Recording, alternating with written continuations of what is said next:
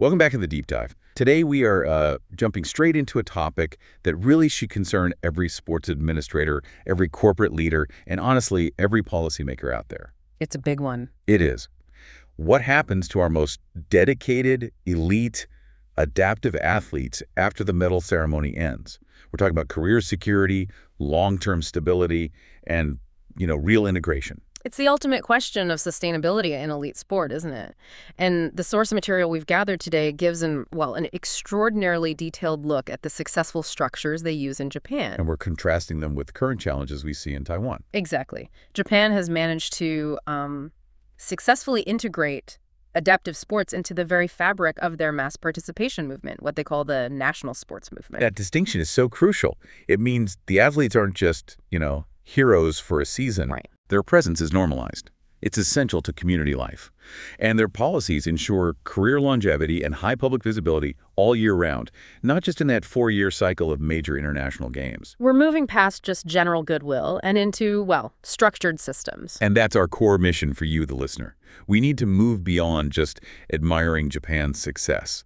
We want to pull out specific, granular, and most importantly, actionable structures that Taiwan can adopt. Things that can be done tomorrow. Exactly. We're examining everything from their local athlete ambassadorships, these unique 3-tiered employment models, all the way down to the strategic use of competitive government funding. It's very detailed. The goal is clear. Identify concrete, replicable insights that Taiwan's sports administration and the private corporate sector can adopt immediately to drastically improve career security and corporate involvement for these athletes. It's really about learning from a system that has already done the heavy lifting. And this comparison is so powerful because it isolates the mechanisms that truly drive that long-term integration. It's not just about relying on massive budgets, although, budget certainly plays a role. Sure. We're really looking at process innovation here. So let's start with visibility and recognition, because without a sustained high public profile, achieving true career security becomes, it's just immensely difficult. Impossible. Athletes can't just transition into corporate roles if their value is only recognized once every 4 years on a national stage. And one of the standout concepts here, a major lesson for Taiwan, is Japan's robust commitment to the local ambassador program. What's so fascinating here is the strategy behind it. It's decentralization. We often focus on national heroes, right? But the Japanese model ensures that every major administrative division, whether it's a prefecture, a big city, or even a local community, they actively designate an adaptive sports ambassador to represent their specific region. So it's not just symbolic. Not at all. It creates a sort of contract of local representation. It moves the athlete from this abstract figure on television into a tangible member of the local community. It shifts the pride from, they are one of our national team athletes to something more like, they are my neighbor's employee and they represent my city. Exactly. And the source material highlights the immense, almost ceremonial level of post-competition recognition that follows major events, like the most recent Tokyo Games. Okay, so what does that look like in practice? Well, athletes who won medals, or even those who performed exceptionally well but maybe didn't make the podium, they receive these exhaustive local honors. We're talking municipal parades, city council citations, specific awards that are not just handed out by the national Paralympic body, But by local officials. physically presented by the local mayor or the prefectural governor. It's a very big deal. Give us a sense of the scale here. Is this just for a couple of top athletes, or is this a widespread cultural practice? It's widespread. The documentation points out that following the recent international competitions, at least 15 distinct athletes received these localized awards. And that's just a snapshot of the most high-profile cases. They weren't just getting one award either. They were often cycling through several local ceremonies. One from their city, one from their prefecture, and then maybe another from their local neighborhood association. That's incredible. So this layered recognition ensures they're known by multiple strata of the community. It does, and this feeds directly into media saturation. It's not just the ceremony itself that matters, it's the coverage. National media covers the big win, of course. But the local news provides the high visibility for these specific ceremonies. That's right. The local evening news or the regional newspaper is covering, Mrs. Tanaka receiving a Lifetime Achievement Award from the local school board, or Mr. Sato being honored by the regional business chamber. So the coverage is targeted directly at the local public. And it creates that specific granular awareness. My area has an athlete like that. It fosters a direct, emotional, and civic connection that goes way beyond just the competitive result. And crucially, this visibility is what makes the corporate side of things work. The athlete isn't just famous, they are locally relevant and respected. Precisely. This localized fame is what makes the subsequent corporate recognition so impactful. These athletes almost always receive parallel honors from their corporate employers, whether it's a major airline, a regional bank, or a big manufacturing facility. So the company is honoring an employee who is also a national and local hero. Yes. And this isn't just a plaque on the wall, is it? We're talking about concrete, visible recognition that affects their standing within the company. Absolutely. Think about the impact. Imagine an airline dedicating space on their internal intranet, or using the athlete's image in local advertisements. The source material even mentioned a regional bank honoring a Paralympic swimmer by temporarily featuring their photo and achievement on local ATM screensavers for a week. Wow. An ATM screensaver. It's a tangible signal to every single customer and every single employee that the company values this person not just as an athlete, but as a full-time, valuable employee who brings prestige to the organization. So it's all linked. The local recognition and the corporate recognition feed each other. It's intrinsically linked to Japan's emphasis on athlete employment. It reinforces their high status within the entire corporate ecosystem. This visibility model provides a clear, actionable takeaway for Taiwan. And it's not just about the sports administration, is it? It's about city sports officials adopting this tiered recognition approach. It is a systemic shift. Taiwan's city sports officials need to move beyond just hosting a single welcome home dinner. They have to actively partner with corporate sponsors to amplify that local recognition. So if Company A sponsors an athlete from Taipei, Taipei city officials should ensure that corporate honor is publicly recognized by the city, creating a mutually beneficial halo effect. This fights that frustrating cycle we see so often where an athlete is intensely celebrated for 2 weeks during the global games. and then they just vanish back into obscurity. Because the local structure doesn't exist to sustain their profile, Japan has institutionalized the never forget aspect of sporting achievement. It really sounds like they have mastered translating global success into hyper-local, sustainable value. I really have. That sustained visibility, then, it naturally leads us into the heart of the matter. Career security through long-term structured employment. Japan's system is built on providing deep stability. And it's underpinned by that powerful cultural value of lifetime employment that often extends until age 65. The company Right. is making a multi-decade commitment. A multi-decade commitment. The Japanese corporate culture views the integration of adaptive athletes not as a short-term sponsorship expense, but as the acquisition of a long-term asset. The system is fundamentally structured around maintaining the athlete's employment status within a corporation, irrespective of the fluctuating competitive cycle. It's a commitment that goes far beyond just writing a check. Far beyond. And these athletes are earning their keep in multiple ways. Let's look at the specific athlete roles beyond sport. Image promotion is the obvious one, serving as corporate image representatives, featuring in diversity initiatives, appearing in company ads. Sure, that's standard. But the source material highlights one role that is truly a game changer. And that's the educational duty. This is the engine of community integration.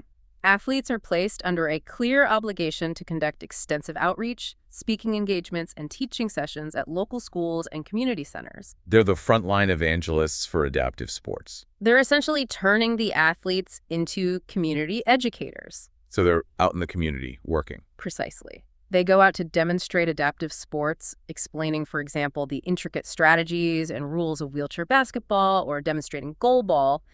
And crucially, they actively work to recruit participation among young people and the public. So that turns the athlete into an active community-building evangelist. And it justifies their salary far beyond the cost-benefit analysis of just winning medals. They become a societal value generator. Let's get into the specific structure, because this is where the genius of their transitional planning really resides.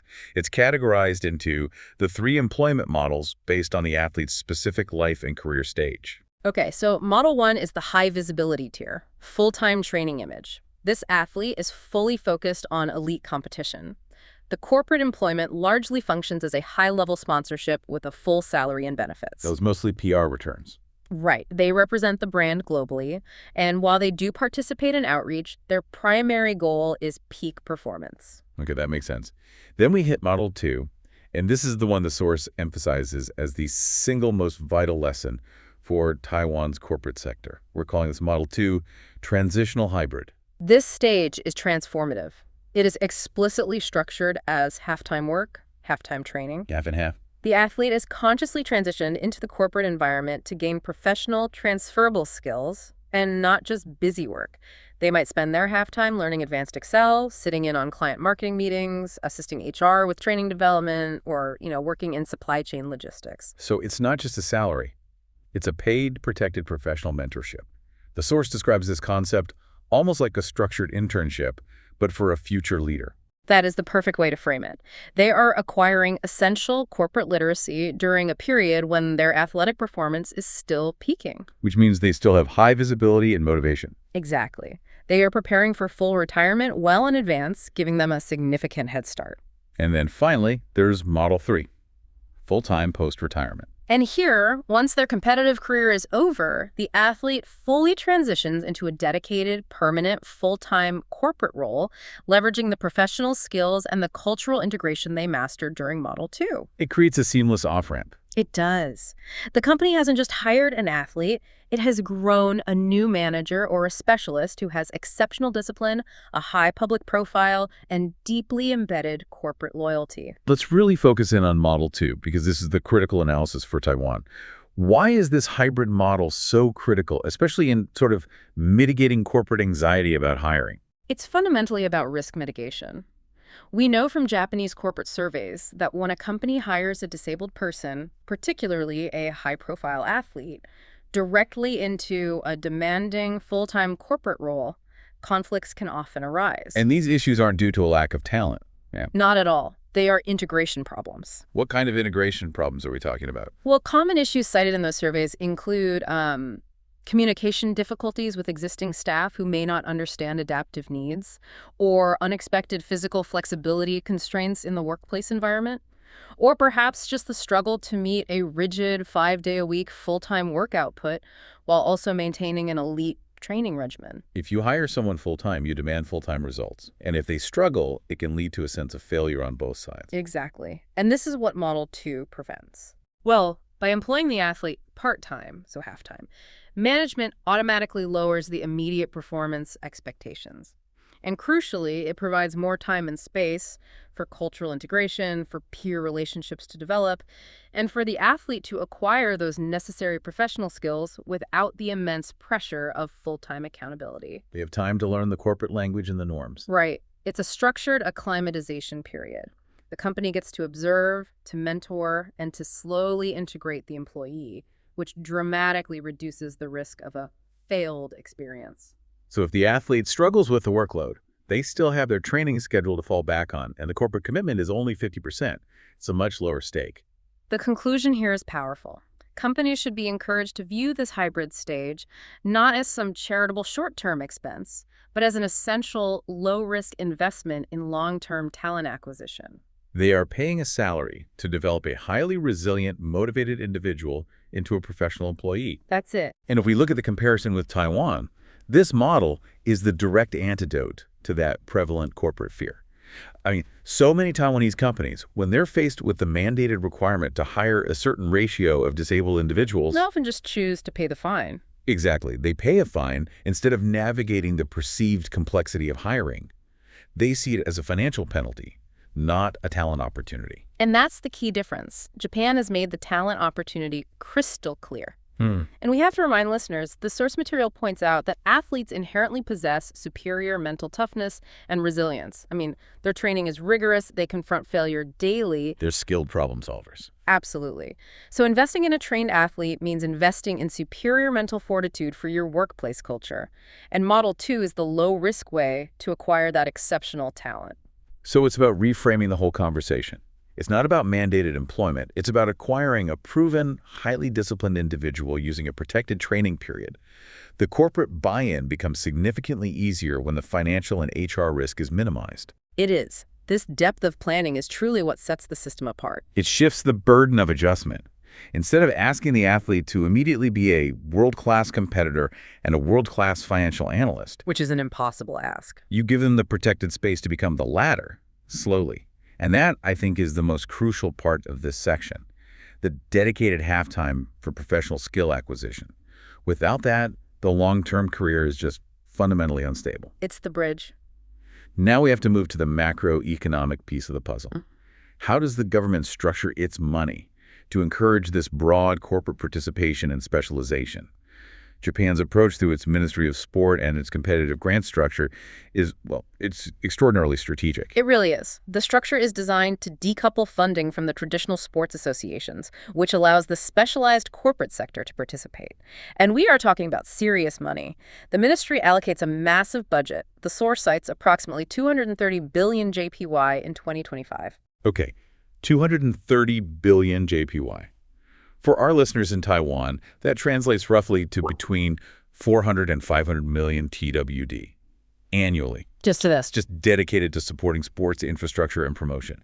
That is a significant pool of money, but the key is how it's distributed. Exactly. It's distributed through competitive grants. That means organizations have to submit detailed, high-quality proposals outlining exactly what they'll do and how they'll measure success. It's not just handed out based on legacy. It's earned based on merit and feasibility. And here is the truly unique feature that just breaks traditional governmental funding models. These competitive grants are open to a vast array of organizations. We're talking schools, legitimate nonprofits, And corporations. and corporations, including entities that are seemingly unrelated to sport. Why is that specific inclusion in corporations so important? Because it's an acknowledgement that the specialized skill sets you need for a robust adaptive sports ecosystem often reside outside the traditional sports world.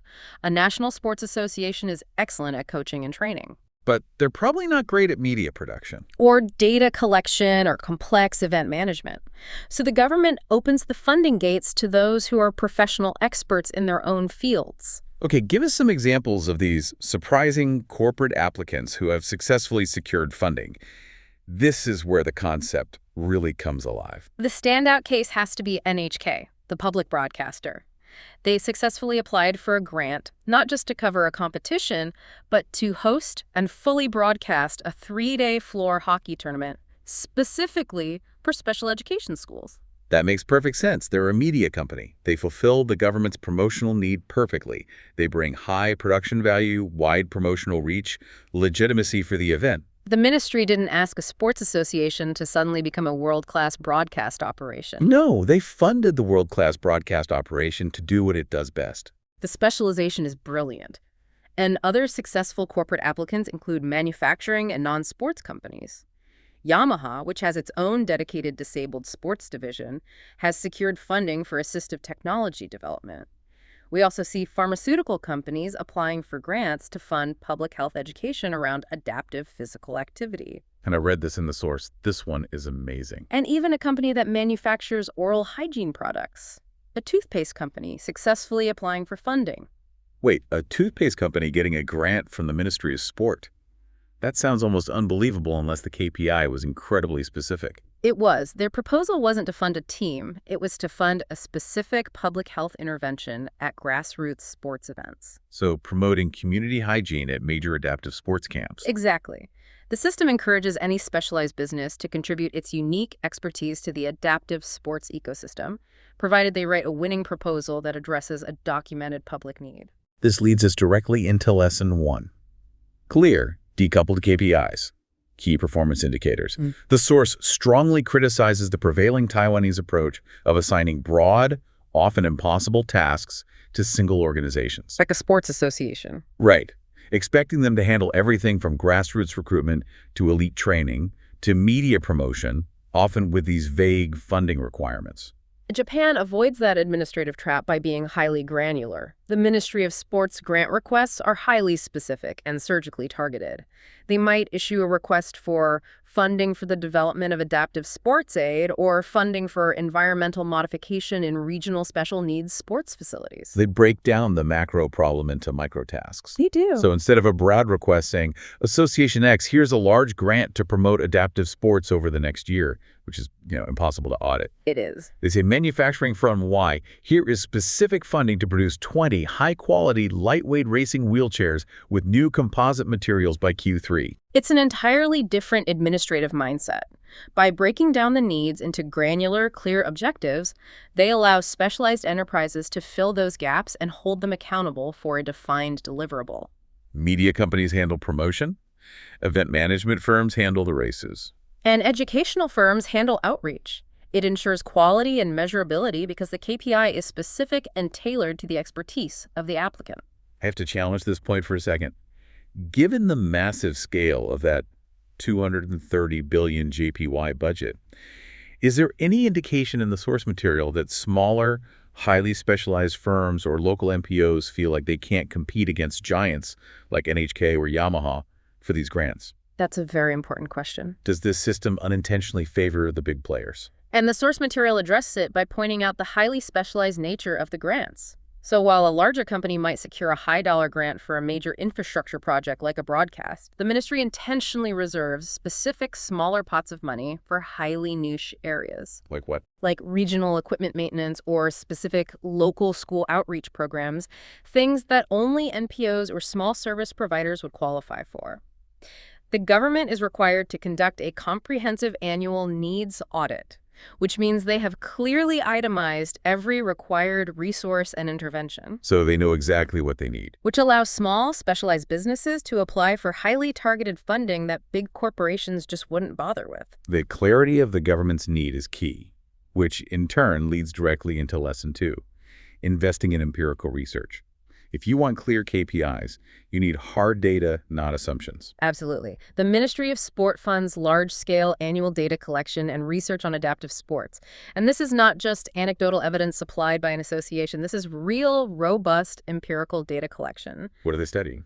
They study things like the specific barriers to participation in different regions or detailed spectator viewing habits. Are people primarily watching on broadcast TV, streaming online, or actually attending events in person? They need to know where the public engagement is highest. And this research is highly professionalized. It's not just academics doing this work. Correct. The research is conducted not only by universities, but also by corporations like Yamaha, who are seeking to understand the market for their equipment.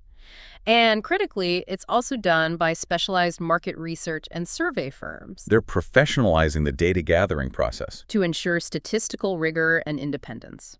The Taiwanese suggestion stemming from this is so crucial for the sports administration.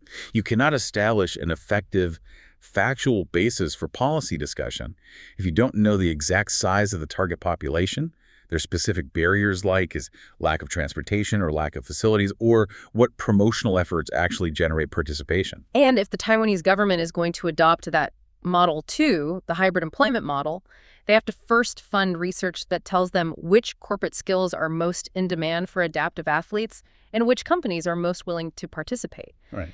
Without that data, policy is just guesswork. And you risk acting on outdated assumptions about the disabled community's needs and capacities. So the Japanese lesson is, define the problem precisely, fund the expert best suited to solve that precise problem, and use continuous data to redefine the problem annually. It's a systemic, iterative approach. It's a loop.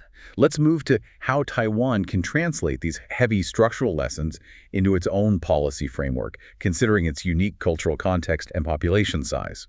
When we talk about budget, the force suggests a drastic rethinking of where resources are currently focused. Which seems to be heavily weighted toward competitive sports. Right. And the source offers a hypothetical target breakdown for rethinking budget allocation. The suggestion is a significant proportional shift away from the elite tier and toward fundamental support.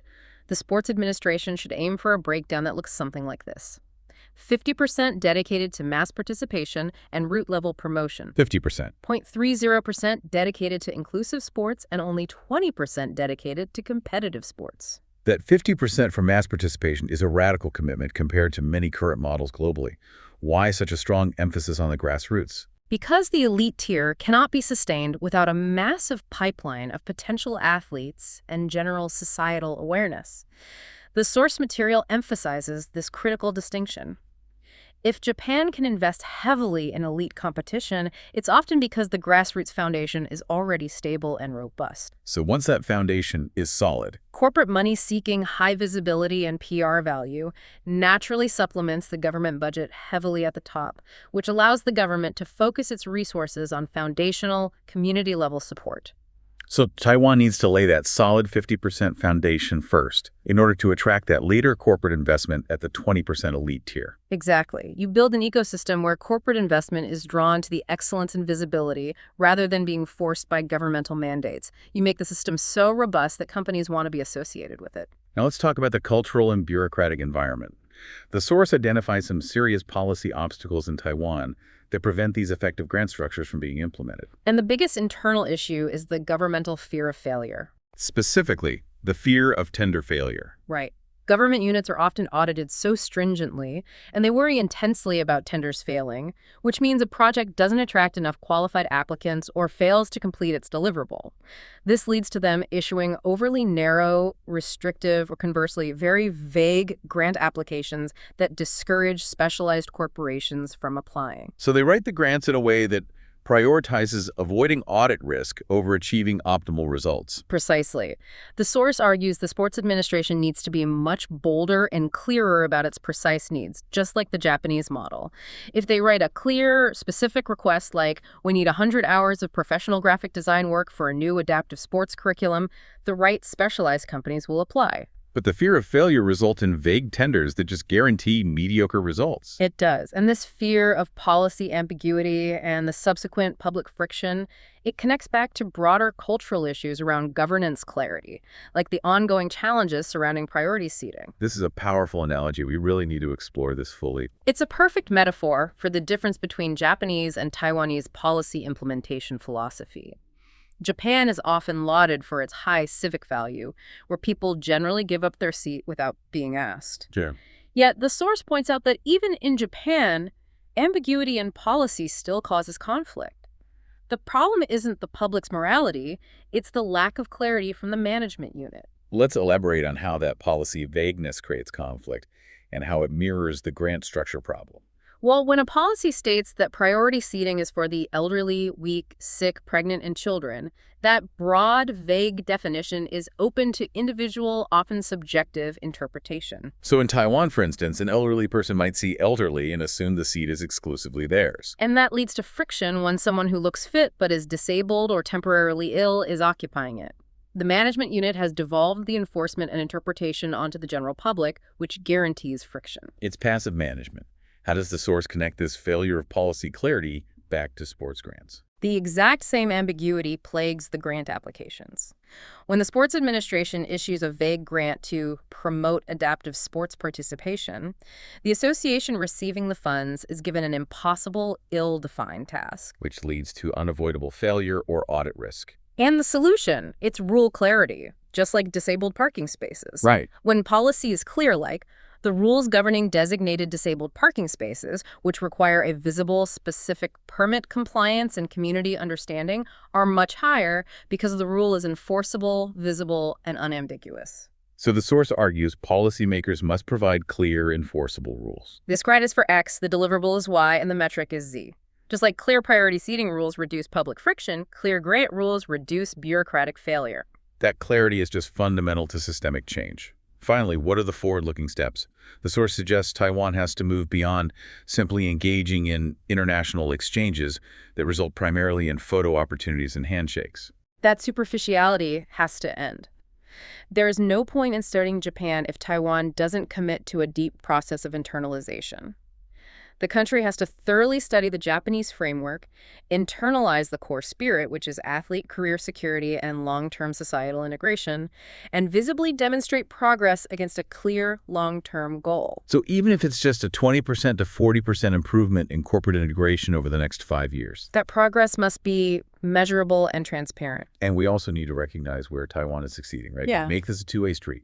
The source says Taiwan must actively identify areas where its adaptive sports achievements can be exported to other countries. positioning itself not just as a learner from Japan, but as a regional bridge of knowledge and experience for other developing nations. I like that. A bridge. We have to remember that Taiwan has specific strengths, maybe in assistive technology design or inclusive education approaches or specific niche event management that other regional partners would find incredibly valuable. And leveraging those strengths allows Taiwan to assume a leadership role. Which further legitimizes the importance of adaptive sports within its own borders. It's about being both a student and a teacher. It shifts the mindset from perpetually trying to catch up to strategically leading in certain defined areas. It creates institutional self-respect, which is vital for securing long-term government and corporate support. Right.